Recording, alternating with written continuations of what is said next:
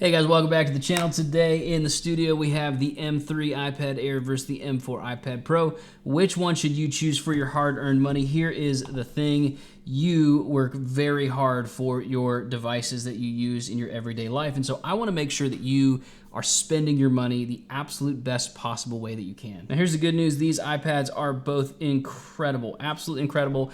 I don't think you're gonna go wrong if you buy either one. However, there is a significant price difference, which we will get to at the end of what I think you really should spend your money on. So let's jump into it. First thing we're gonna look at is the difference between the screen quality on these two. If you can't see it, it's kind of hard sometimes in a video to see it, but the iPad Pro has a 120 hertz display where the iPad Air only has a 60 hertz display, but here is why that's not that big of an issue. When you're using an iPad, you're usually not rushing around like this. I do understand people who play a lot of video games on their iPads that they want a higher refresh screen. That makes complete sense to me. But for the rest of us, like, let me show you this. If I am just reading a book on this, like this is my sermon from this past week, if I'm doing this, I'm not rushing back and forth. I'm staying on one page and then I'm going to the next page and then I'm going to the next page. When you use an iPad, you're not switching around all that much. So here's an example. This is Harry Potter and the Half-Blood Prince. When you're looking at this book, you are staying on one page for a very long time, and then you're switching it, and that animation doesn't look as smooth, but it really doesn't matter when you're looking at just the day-to-day functionality of these screens. Now, one difference you will see, if you can see in the Pro model, it's a little bit darker, like a little bit blacker. When you see this model on the M3 iPad Air, there is a little bit of haziness in the blacks. That's because it's a lower quality screen. This is a tandem OLED screen. This is not.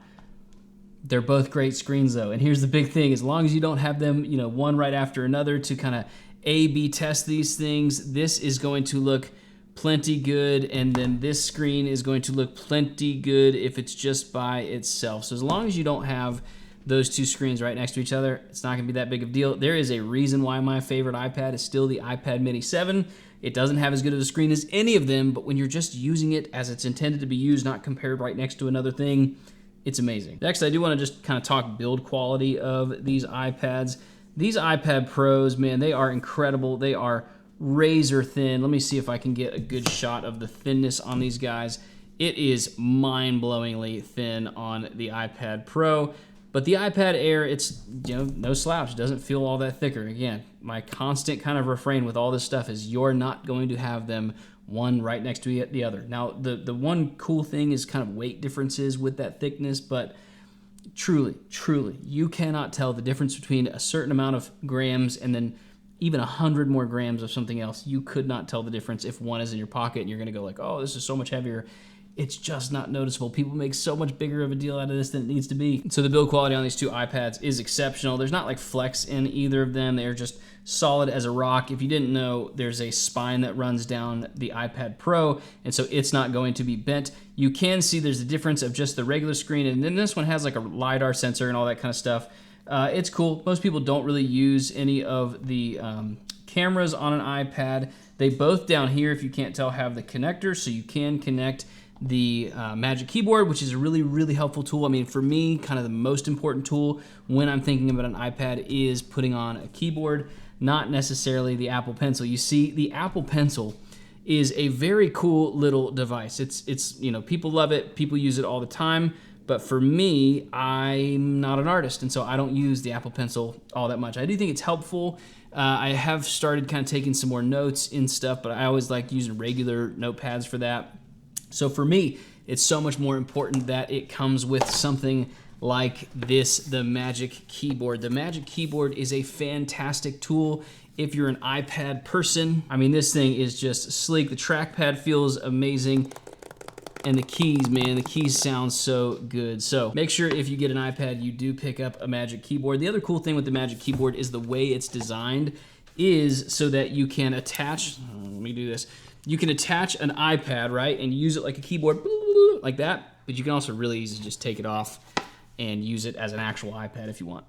Next, let's talk about the internals of these guys. Obviously, this one has the M4 chip, this one has the M3 chip. The M4 chip, guess what it is? It's slightly faster, but you're not gonna notice a difference. Literally, I move back and forth between the 17 Pro that's in the iPad Mini 7 and then the M4 iPad Pro and the M3 iPad Air, and I do not notice a single difference. And so for all the people who are going to make a big deal about like, oh, there's the spec sheet on this one and the spec sheet on that, listen, they're amazing devices. Now I get it, if you're a video editor and you're only video editing on an iPad, then you really care, but why are you video editing on an iPad? It's such a worse feel than editing on an actual computer. Just go get the base model M4 Mac Mini and you will be happy. Next, let's talk about which size of an iPad you should get. Obviously, this one is the 13-inch and this is the 11-inch. Personally, I think you should go with the 11-inch if you are not somebody who is presenting all the time, because it is literally the perfect size iPad. It's awesome to hold the internet in your hand. That's great. For me, because I am a preacher, I'm a lead pastor at a church, I have to have the biggest screen possible because, man, when I get up there and preach, I get tunnel vision and I kind of can't see everything, and so, which kind of sounds crazy, but you get nerves a little bit going on and all that kind of stuff, and you can't focus as well. So having text that is as big as possible is really, really helpful for me with the 13-inch iPad Air.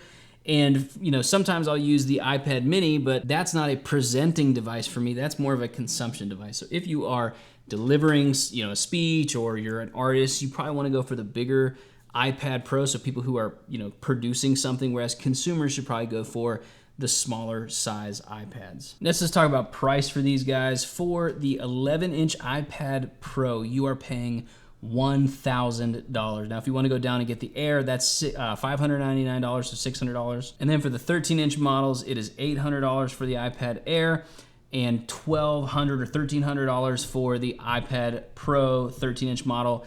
Guys, that's a lot of money. Listen, if you are spending $1,300 on an iPad Pro, that had better be the only device you have. It's an amazing device. Like, literally, it is an amazing, amazing device. But you are up there in MacBook Air territories, and I just don't know that I would purchase personally an iPad over a MacBook. I can get more done on a MacBook.